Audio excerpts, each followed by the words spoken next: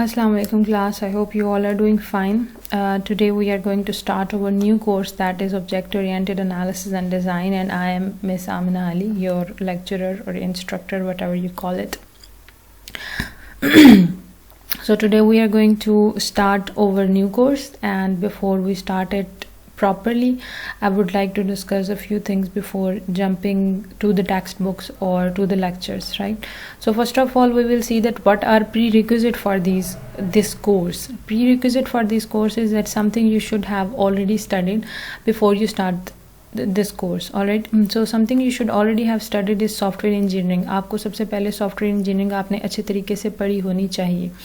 यानी software engineering में आपने डिफरेंट लाइक SDLC को पढ़ा कि सॉफ्टवेयर डेवलपमेंट लाइफ साइकिल क्या है, या उसके बाद आपने डिफरेंट मॉडल्स को स्टडी किया, डिफरेंट प्रोसेसेस को स्टडी किया. So that was all about how you simply engineer a software. If you want to make a software, you want to engineer a software, you want to make it from a start, what are the tools and techniques and basic things you should know? So these tools and techniques and all the stuff, estimation and things like that, you study in software engineering, and I know that you have studied software engineering in your previous semesters. Then the second thing you need you already need the knowledge of something you must have before like jumping into this subject is object oriented programming. So object oriented programming, basically you should have object oriented concepts. It's not like कि आपको programming exactly हम इसमें implement कर रहे होंगे, लेकिन basically उसके concepts को implement कर रहे होंगे. सो ऑब्जेक्ट ओरिएंटेड प्रोग्रामिंग के कॉन्सेप्ट्स हैं आपके पास, जैसे कि आपके पास क्लासेस होती हैं और आपके पास inheritance and like concepts like this objects and how to make how these things are interrelated and all that stuff. So this is something you study in object oriented programming. So when you combine these object oriented concepts and apply them on the software engineering concepts, so you simply make object oriented analysis and design. That is your subject, OOAD. So basically OO stands for your this prerequisite, that your concepts of object oriented programming, and AD, analysis and design, is basically related to software engineering, that how you analyze and design any your software in a way that it is object oriented. So when you just then pick up an object oriented language, तो आप उसको अच्छे तरीके से उसमें implement कर लेते हैं. बहरहाल हम इन सब चीज़ों को डिटेल में पढ़ेंगे. Right now I am just discussing कि क्या प्रीरिक्विजिट हैं जो आपको आने चाहिए. After that we will discuss our outline. So before discussing the outline, मैं पहले आपको आपकी ऑफिशियल आउटलाइन दिखाऊंगी, which is from your university. So this is your official outline. Now you can see that कि आपके पास ये Punjab university college of information technology में आपके पास ये प्रीरिक्विजिट इसके सॉफ्टवेयर इंजीनियरिंग लिखे हुए हैं, लेकिन इसकी ऑब्जेक्ट ओरिएंटेड प्रोग्रामिंग भी प्रीरिक्विजिट में ही आता है. मैंने आपको इसलिए बता दिया already. So then we have text book. यहाँ पे 2 टेक्स्ट बुक्स मेंशन है, object oriented software engineering by Stephen, then applying UML and patterns by Larman, ये, और उसके बाद रेफरेंस मटेरियल में है रॉजर प्रेसमैन की सॉफ्टवेयर इंजीनियरिंग, ये वाली बुक. अब ये तीनों बुक्स मैंने आपको प्रोवाइड कर दी हैं, और अगर किसी के पास अभी भी नहीं है तो they can take from their CRs और GRs, and if the CRs and GRs also don't have them, so they can contact me and ask me for the book, because आपको इन तीनों बुक्स में से भी कुछ हम लोग टॉपिक्स लेंगे, and we will also see a lot of other things as well. Other things से मेरी मुराद ये है कि हम और भी चीज़ों को डिस्कस करेंगे, राइट. तो क्योंकि कुछ चीज़ें ऐसी हैं जो बुक में बहुत ज़्यादा डिटेल्स हैं, अभी हम बुक्स को भी डिस्कस करेंगे, then we will see that. उसके बाद हमारे पास हैं ऑब्जेक्टिव्स. ये आपकी बुक के, आपके ये यूनिवर्सिटी के प्रोवाइडेड ऑब्जेक्टिव्स हैं, और ऑब्जेक्टिव्स के बाद आपके पास यहाँ पे है कि following topics must be covered in the course. तो यहाँ पे सारे आपके टॉपिक्स लिखे हुए हैं. अब इन टॉपिक्स को मैंने स्लाइड्स में प्रॉपर्ली एक्सप्लेन कर दिया है. आपको ये आउटलाइन भी मिल जाएगी अगर आपको चाहिए, और बाकी हम स्लाइड्स में सारी आउटलाइन जो है वो देख लेंगे, राइट. सो अब यहाँ पे हम देखते हैं कि हमारे पास क्या आउटलाइन है. सो आउटलाइन में हमारे पास सबसे पहली चीज़ है introduction to object oriented concepts. तो हमारा पहला लेक्चर ऑब्जेक्ट ओरिएंटेड कॉन्सेप्ट्स पे ही होगा इंशाल्लाह, जिसमें हम ऑब्जेक्ट ओरिएंटेड कॉन्सेप्ट्स को डिस्कस करेंगे। और even if you are very good at object oriented concept, still you need to revise them. तो आप इस लेक्चर को लाजमी लीजिएगा, क्योंकि बाद में अगर मैं कोई ऐसी चीज़ पेपर में देती हूँ and you will be complaining कि मैम हमें नहीं पता, so first of all you just listen to all the lectures and then you are in some position to complain about something कि हमें ये चीज़ नहीं आती है, ये चीज़ नहीं पता। So I try my level best कि मैं हर चीज़ डिटेल से आपको रिकॉर्डेड लेक्चर्स में प्रोवाइड करूँ। Then we have object oriented analysis and design. Like first of all we will study the concepts and then analysis and design. So analysis and design का हम actually introduction पढ़ेंगे या detail में भी पढ़ेंगे, लेकिन इसमें बहुत सी और चीज़ें हैं। ऐसे तो आपको लगेगा ना कि ये तो हमारा पूरा कोर्स का ही टॉपिक है। Then we have linear and iterative process models. हम linear और iterative process models को भी study करेंगे। So you know very well what is linear and iterative process model. So हम यहाँ पे देख लेते हैं that linear process model क्या होता है. It is also called a linear sequential model. Classical life cycle or waterfall model, it suggests a systematic sequential approach to software development that begins at a systematic level and progresses through communication, planning, modeling, construction and deployment. ये आपके पास एक classical approach है, जैसे आपके पास waterfall model होता है जिसमें हमारे पास एक सिस्टमैटिक या सिक्वेंशियल अप्रोच होती है। और हम क्या करते हैं, हम पहले क्या करते हैं सिस्टमैटिक और प्रोग्रेसिव लेवल पे हम क्या करते हैं, पहले हम कम्युनिकेट करते हैं, हम फिर यानी कि हम प्रॉब्लम स्टेटमेंट देखते हैं कि हमने बनाना क्या है, देन वी प्लान, हम एक मॉडल बनाते हैं, उसको कंस्ट्रक्ट करते हैं और एंड में उसको डिप्लॉय कर देते हैं। जैसे कि आगे पिक्चर में हमने ये बताया हुआ कि आपने रिक्वायरमेंट्स ली, जिसे हम कम्युनिकेशन भी कहते हैं, ठीक है। जैसे पीछे लिखा हुआ था ना कम्युनिकेट करना, sorry just forgive my bad hand writing. उसके बाद हम डिज़ाइन करते हैं, उसके बाद हम कोड करते हैं, टेस्ट करते हैं और ऑपरेट कर देते हैं। तो ये आपको पता ही है कि वाटरफॉल मॉडल भी इसी तरह का होता है। Then we have iterative process model, और वो उस चीज़ को एक्सप्लेन करना, हम इनको थोड़ा सा एक्सप्लेनेशन में पढ़ेंगे जब हमारे कोर्स में ये टॉपिक्स आएंगे, लेकिन फिर भी ये बहुत ईजी टॉपिक्स हैं। In the iterative model, iterative process starts with a simple implementation of a small set of the software requirements and iteratively enhances the evolving versions until the complete system is implemented and ready to be deployed. अब iterative में क्या होता है कि हम small iterations करते हैं, एक पहले simple implementation करते हैं small set of software requirements की, फिर उसको enhance करते जाते हैं और आखिरकार हमारे पास एक proper system बन जाता है। सो लाइक इसमें हमारे पास एग्जांपल्स कौन कौन सी हैं, जैसे बहुत सी एग्जांपल्स हैं। जैसे सिक्वेंशियल की आपके पास वाटरफॉल एग्जांपल है, लेकिन आइटरेटिव में हमारे पास prototyping, rational unified process, agile और बहुत सी ऐसी चीज़ें हैं। तो यहाँ पे ये बड़ी ब्लर्ड पिक्चर आ गई है, लेकिन खैर आप इसी को देख लें कि हम सबसे पहले रिक्वायरमेंट एनालिसिस, डिज़ाइन, टेस्ट और इम्प्लीमेंट और रिवीजन करते हैं। और ये हमारे पास फर्स्ट आइटरेशन है, थोड़ी सी ये कट हो गई यहाँ से, ये हमारे पास फर्स्ट आइटरेशन है, ठीक है। उसके बाद रिव्यू के बाद हमें पता चला कि कुछ नया आ गया है, यानी रिव्यू के बाद हमें पता चला कि कुछ नया है, तो हमने फिर दोबारा डिज़ाइन वगैरह किया, फिर रिव्यू लिया, फिर डिज़ाइन किया और एंड में हमने उसकी इम्प्लीमेंटेशन कर दी। यानी जब तक कि वो फाइनल नहीं हो जाता हम तब तक रिव्यू करके उसमें मज़ीद फंक्शनैलिटीज़ ऐड करते रहते हैं। तो जब हम इनको स्टडी करेंगे तो हम इनमें कुछ मॉडल्स भी स्टडी कर लेंगे थॉरोली। अच्छा जी, उसके बाद ये तो आउटलाइन के दरमियान से मैंने आपको बताया। उसके बाद आउटलाइन में आपके पास अगली चीज़ है requirements engineering utilizing object oriented techniques. तो अब हम यहाँ पे रिक्वायरमेंट्स को लेंगे ही object oriented point of view से, यानी हम object oriented point of view हमेशा अपने जहन में रखेंगे और उसके मुताबिक रिक्वायरमेंट्स को गैदर करेंगे। उसके बाद हमारे पास नेक्स्ट आउटलाइन का टॉपिक है सॉफ्टवेयर डिज़ाइन एंड आर्किटेक्चर। हम सॉफ्टवेयर डिज़ाइन और आर्किटेक्चर को स्टडी करेंगे, फिर हम ऑब्जेक्ट ओरिएंटेड डिज़ाइन को स्टडी करेंगे। ये आपको लग रहा है कि चीज़ें कुछ रिपीट हो रही हैं, ये एक्चुअली मैं आपको एग्जैक्ट आपकी यूनिवर्सिटी की आउटलाइन बता रही हूँ। इसमें कुछ चीज़ें ऐसी हैं जो हमारे पास शायद, जैसे जब हम object oriented analysis and design जो आपके पास सेकंड नंबर पे आउटलाइन में आया था, वहीं पे हम इस डिज़ाइन को स्टडी कर लेंगे, लेकिन यहाँ पे इस डिज़ाइन से मुराद ये है कि इसके बाद इसकी प्रैक्टिकली हमारे पास पास जब हम OOAD को पढ़ते हैं ना, तो हमारे पास इसके 2 पार्ट्स होते हैं। एक हमारे पास इसका थ्योरेटिकल पार्ट होता है और दूसरा इसका प्रैक्टिकल पार्ट होता है। प्रैक्टिकल पार्ट से मेरी मुराद ये है कि हम उसमें डायग्राम्स बनाते हैं, ठीक है। तो यहाँ पे जो ऑब्जेक्ट ओरिएंटेड डिज़ाइन की बात हो रही है, यहाँ पे अब ये पहले थ्योरेटिकल पॉइंट ऑफ व्यू से हमारा ऊपर गुजर चुका। अब जो इस डिज़ाइन की बात हो रही है, ये डायग्राम्स के पॉइंट ऑफ व्यू से बात हो रही है। तो यहाँ पे हम फिर आगे पढ़ते हैं UML मॉडलिंग।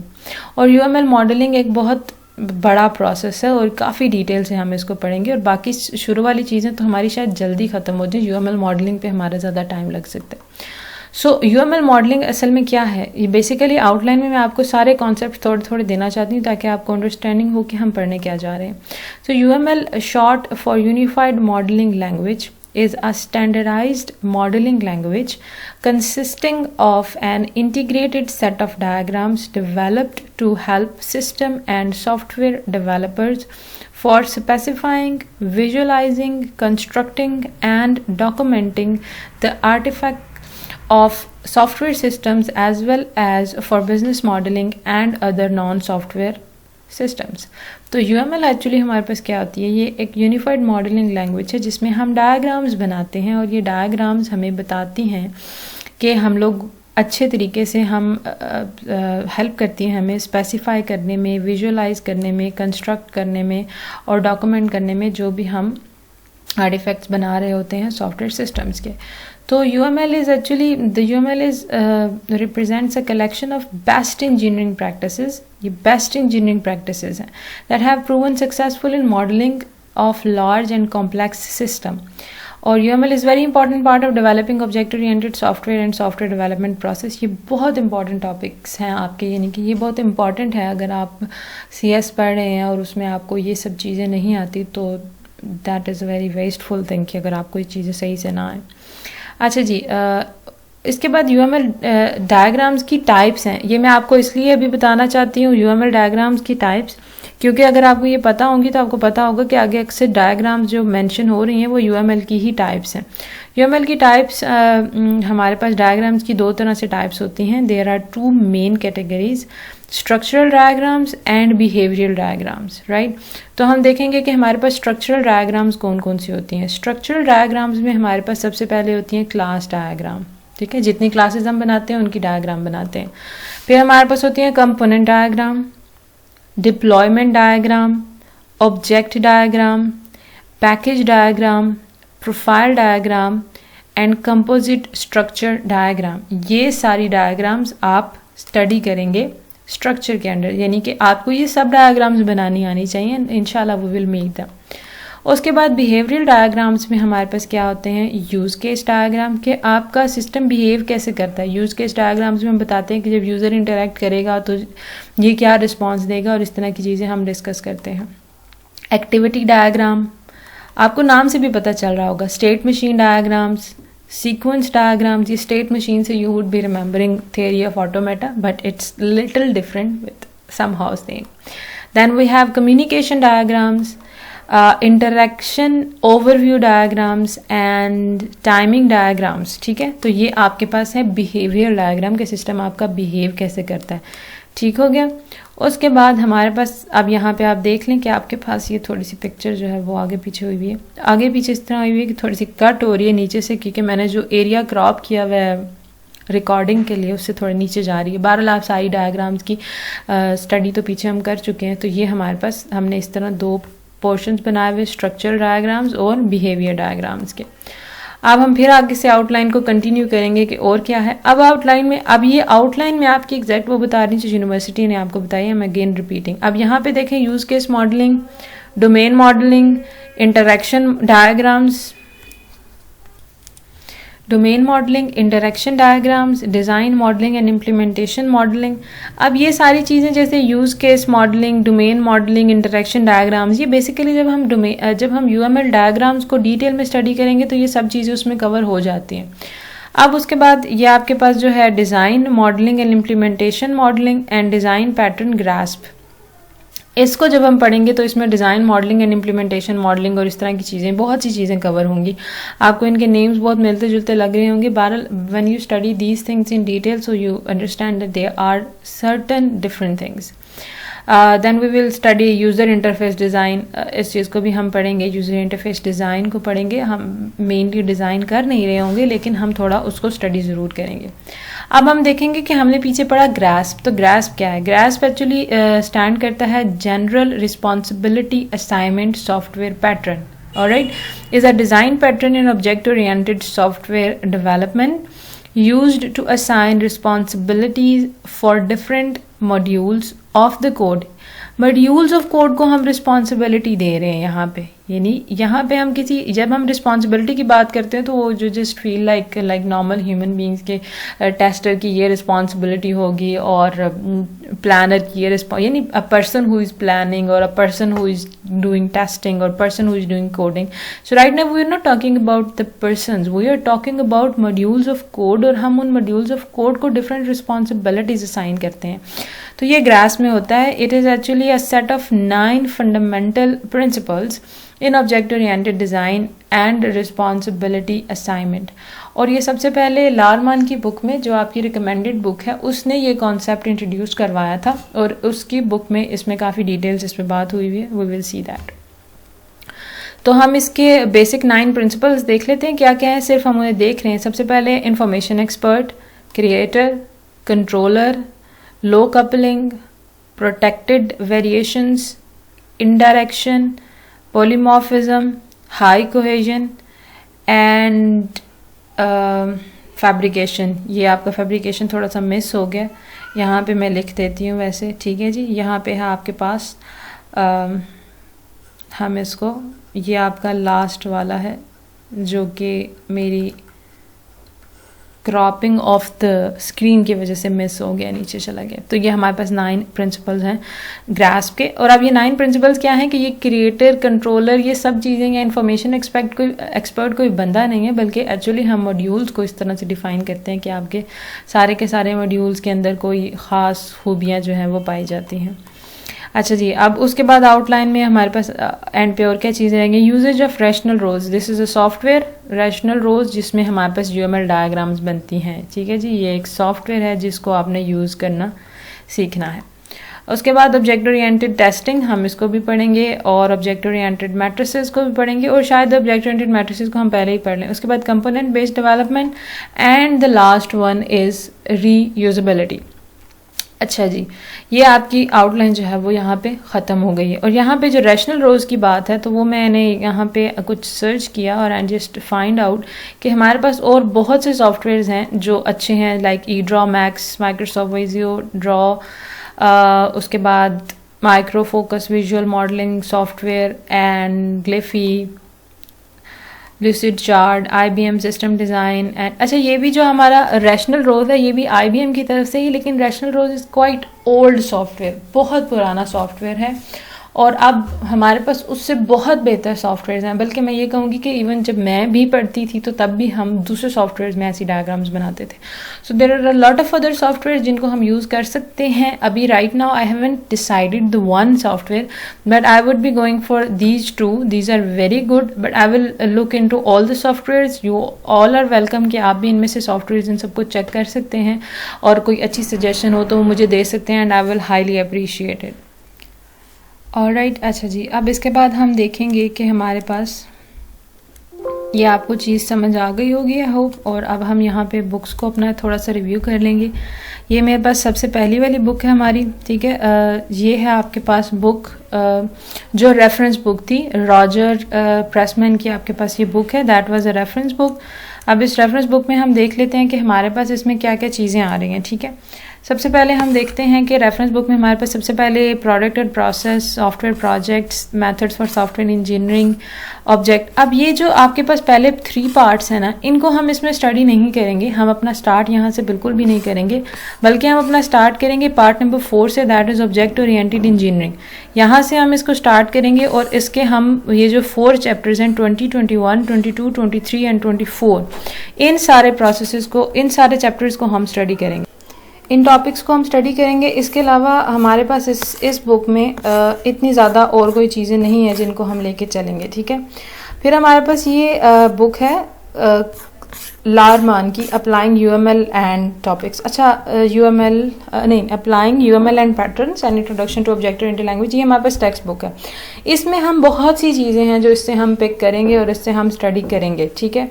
उसमें हमारे पास इस बुक को आप एक दफ़ा देख सकते हैं, ये इसका पहला वाला पार्ट भी हम इसमें पढ़ेंगे। फिर ये यूज़ केस मॉडल्स, यहाँ पे आप ये देखें, ये यूज़ केस मॉडल्स हैं, इन चीज़ों को हम स्टडी करेंगे। उसके बाद हमारे पास यहाँ पे डोमेन मॉडलिंग, ये देखें डोमेन मॉडलिंग हमारे पास है, ठीक हो गया। And then we can see कि हमारे पास ये सब चीज़ें जो हमारे पास जा रही हैं, ये हमारे हिस्सा है हमारे कोर्स का, ये ग्रास्प है। और मैंने आपको भी बताया था कि ग्रास्प का कॉन्सेप्ट ही सबसे पहले इसी बंदे ने दिया था जिसकी हम बुक पढ़े हैं।